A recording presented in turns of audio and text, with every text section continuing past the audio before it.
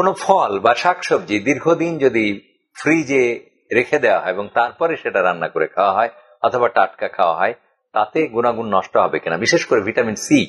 হ্যাঁ, অবশ্যই দীর্ঘদিন যদি ফ্রিজজাত করেন তাহলে তার গুণাগুণ বা ভিটামিন সি নষ্ট হয়ে যাবে। ভিটামিন সি খুব ভঙ্গুর একটা অবস্থা। এমনি টিনের চালে যদি রোদ্রে শুকাতে দেন তাহলেও যেমন নষ্ট হবে, দীর্ঘদিন ফ্রিজের মধ্যে রেখে দিলেও নষ্ট হবে।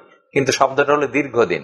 এবং এই রোগটি, এই ভিটামিন সি এর অভাবে যে স্কারভি রোগ হয়, মানে দাঁতের মাড়ি থেকে ব্লিডিং বা শরীরের বিভিন্ন জায়গাতে ব্লিডিং হয় ভিটামিন সি এর অভাবে, সেই স্কারভি রোগটি কিন্তু ধরা পড়েছে এইভাবেই যে জাহাজে একদল লোক যাচ্ছিল এবং সেখানে তারা জাহাজের ফ্রিজে রাখা বা জাহাজে জমিয়ে রাখা শাকসবজি দীর্ঘদিন ধরে, হয়তো 1 মাস 2 মাস ধরে খাচ্ছিল এবং তারপরে তাদের ভিটামিন সি এর অভাব দেখা দেয়। তো এইরকম আপনি দীর্ঘদিন কোনো ফল মূল ফ্রিজে রেখে দিয়ে খেতে পারবেন না। আসলে কোনো খাবারই দীর্ঘদিন ধরে রেখে দিয়ে অথবা টিনজাত করে রেখে দিয়ে খাওয়া উচিত নয়।